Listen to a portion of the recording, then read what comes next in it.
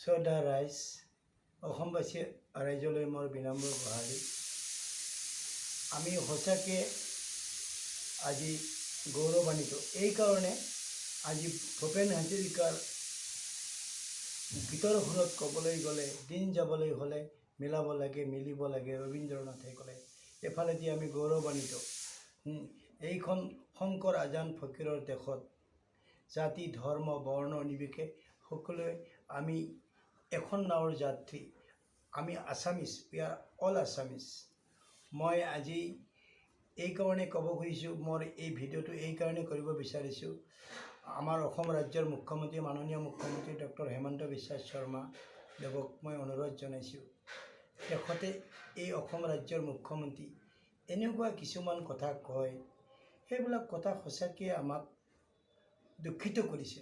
এইকাৰণে তেখেতে সিদিনাখন কৈছে গৌৰৱ গগৈ পাকিস্তানী, গৌৰৱ গগৈ পাকিস্তানত গৈছে। আৰে পাকিস্তানত যোৱাটো তেওঁৰ কাৰণে অপৰাধ নেকি? পাকিস্তানত তেওঁ যাব নোৱাৰে নেকি? তেওঁ যে পাৰ্লিয়ামেণ্টাৰী সংসদ হয়।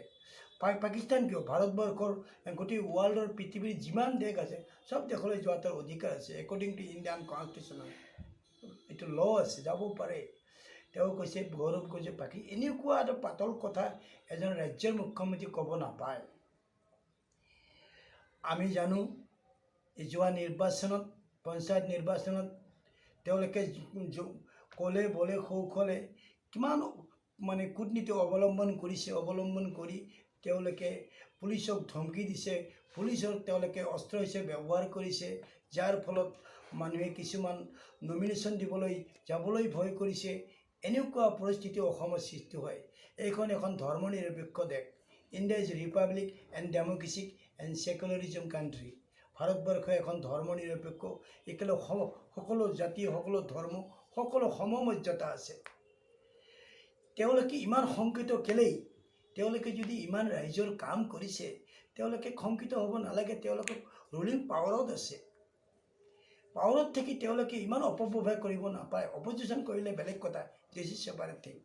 আজি তেওঁলোকে ইমান শংকিত হৈছে, যাৰ ফলত তেওঁলোকে ক'লে বলে কৌশলে তেওঁ পঞ্চায়ত দখল কৰে। ৰাইজে কাক ভোট দিয়ে দিয়ক, এইখন ধৰ্মনিৰপেক্ষ দেশ, আমাৰ ক'বলৈ একো নাই। এই কংগ্ৰেছৰ পৰা গৈ তেওঁলোকে বিজেপি হৈছে।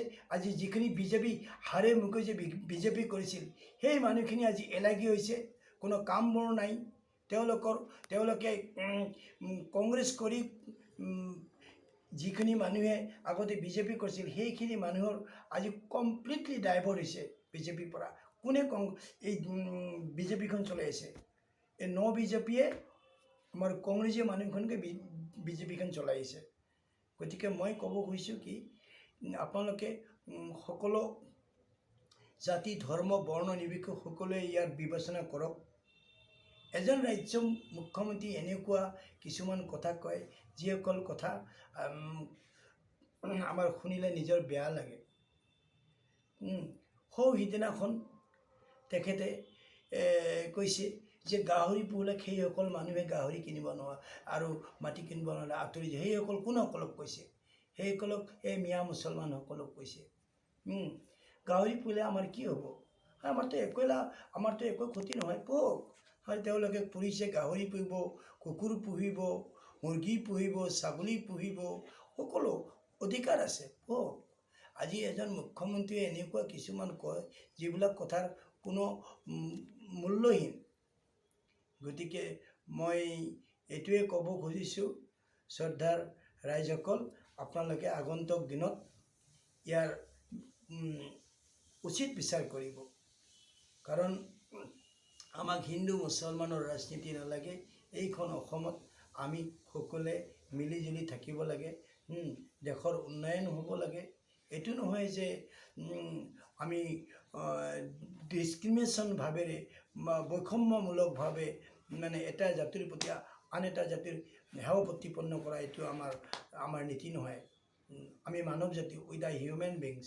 আমি মানৱ জাতি এজনে আনজনৰ সহনশীল হ'ব লাগিব, মৰম ভাৱ দেখুৱাব লাগিব। হিন্দু কি মুছলমান একে আল্লাহৰ ফৰমান। আল্লাহ কোৰাণত কৈছে, একৰা বিস্মে ৰব্বকাল্লাজি খালাকাল ইনসানা মিন আলাক ওয়া ৰাব্বাকাল আকৰাম আল্লামা বিল কালাম। হে মোহাম্মদ তোমাৰ ওপৰত কোৰাণ নাজিল হৈছে আল্লাহৰ নামে পঢ়া। ইয়াত কোনো জাতি ধৰ্ম বৰ্ণ বৈষম্য কোৱা নাই।